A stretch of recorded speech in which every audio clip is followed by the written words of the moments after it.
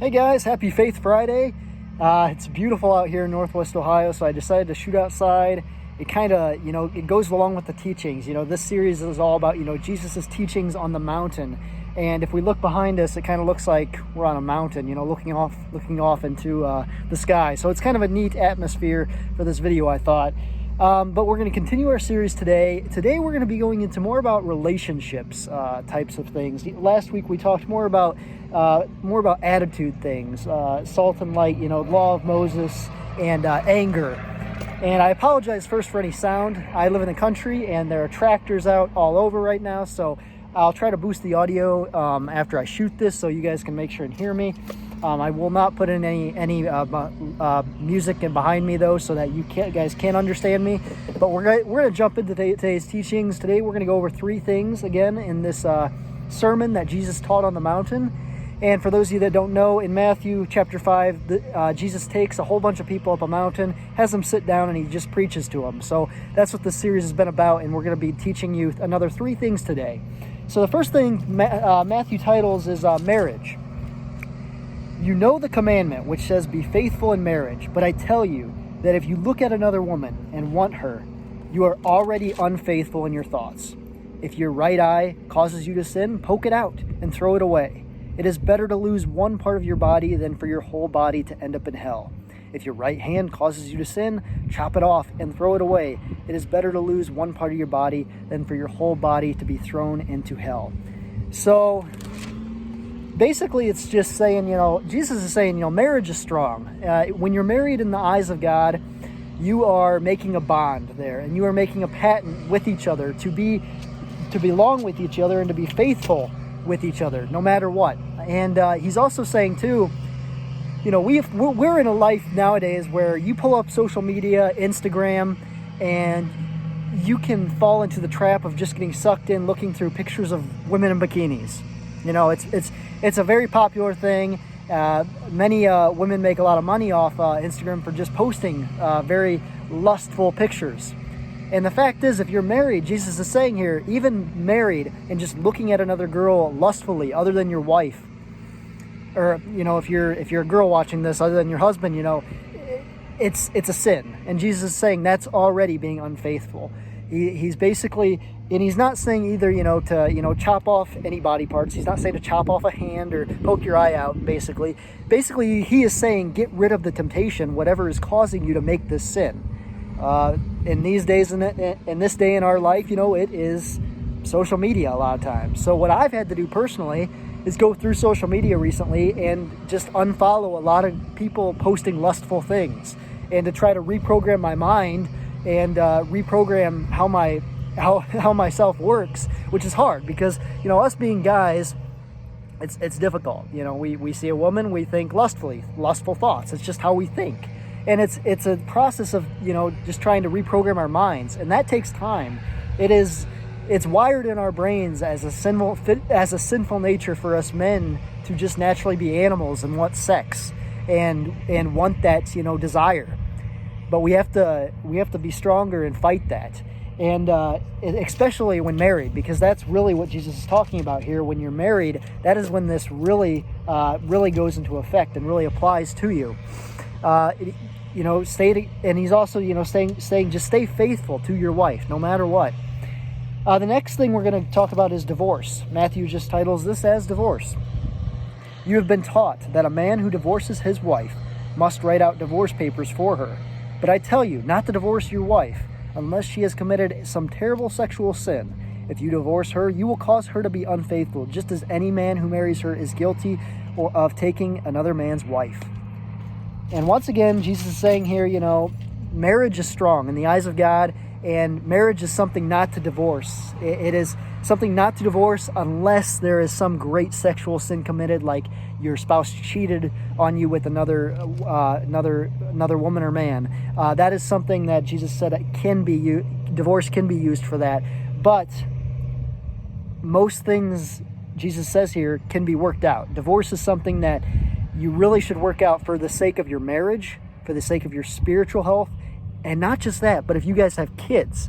If you have kids and you divorce, you have to understand what that does to the kids. The kids right then see divorce as an option in their life.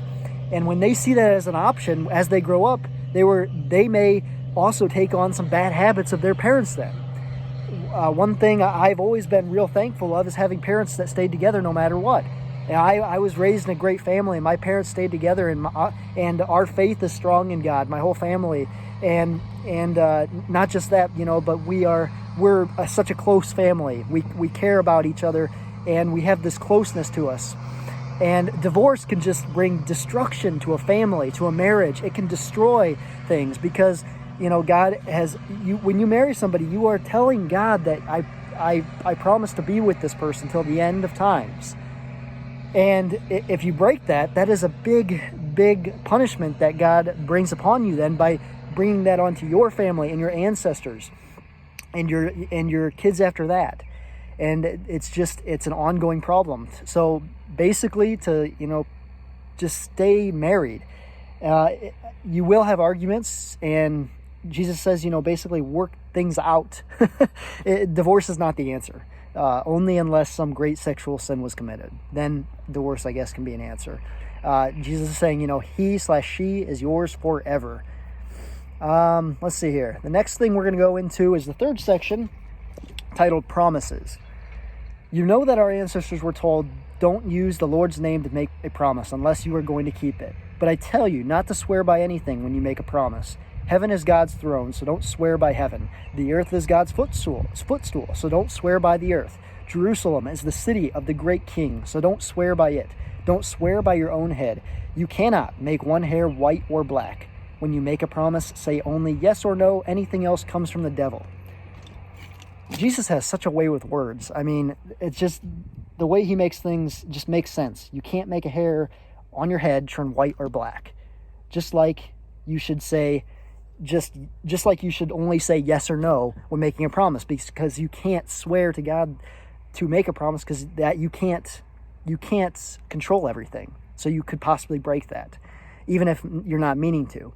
Jesus is saying here, stop swearing in God's name. When you make a promise to somebody, just say, yeah, I will do that. I promise to do that.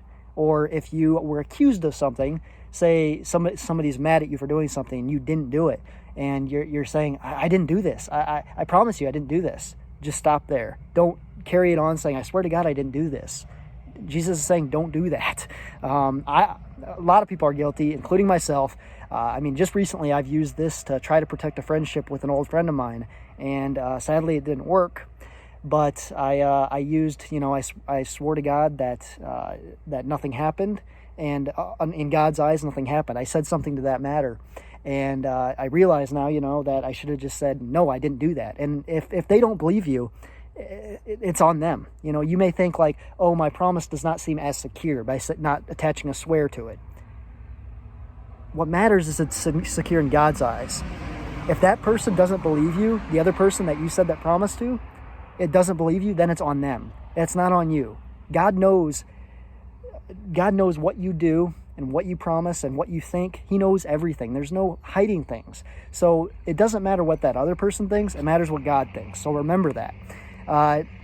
Never swear in the name of the Lord. It's as easy as that. And that's something I hear all the time. And I myself, I use swear words, but there's certain swear words that I do not use under any circumstance, and using the Lord's name in vain is something that I stay away from at all cost. There are two types of swear words, and there are swear words that are the swear words of this earth, like ass, bitch, that kind of thing, shit, that kind of thing, and then there are the swear words of the holy realm, which are the Lord's name in vain, and these ones you shall stay away at all costs.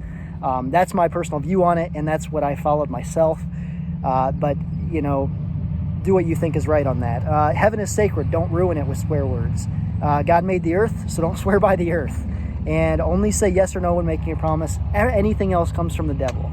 So anytime you're tempted to swear to God that you did something or didn't do something, that's coming from the devil. The devil is saying, oh, you should just swear to God because you didn't do it. So no matter what, God doesn't. No, that's a trick from the devil, though. So don't swear in the name of the Lord. That's all the three things we're going to talk about. We covered this really quick. 3 takeaway notes. If you are married and dedicated to somebody, you are bound to them by mind, body, and soul. If you think lustfully of another woman or another man, you are committing a sin. You must realize that. And that is something that you have to work on, because obviously we are attracted to the opposite sex by natural. Natural is natural attraction. In the past, I've been in relationships, and even if I've been in a relationship, I'm walking down the street and I see another girl with a bikini on, I'm like, holy shit. That's a sin though in God's eyes. You are dedicated to that person, especially by marriage. You are dedicated to that person. That's also why relationships fail. If you are not dedicated, the relationship will fail, just like that. Divorce is a sin unless committed by a sexual sin or greater unto you. Divorce should be avoided at all costs, basically. Try to work things out. It's worth it for you, your spiritual health, your family, your kids that you have, their ancestors, and everything onto that. And the last thing is just stop swearing when making a promise. Just don't do it. So those are the 3 things, guys. We covered that really quick. Hope you guys enjoyed this quick Faith Friday. And we will be back next Friday covering another 3 things. So hope you enjoyed. Give this a like, and have a great weekend. God bless. It's a beautiful weekend. Get outside and have some fun.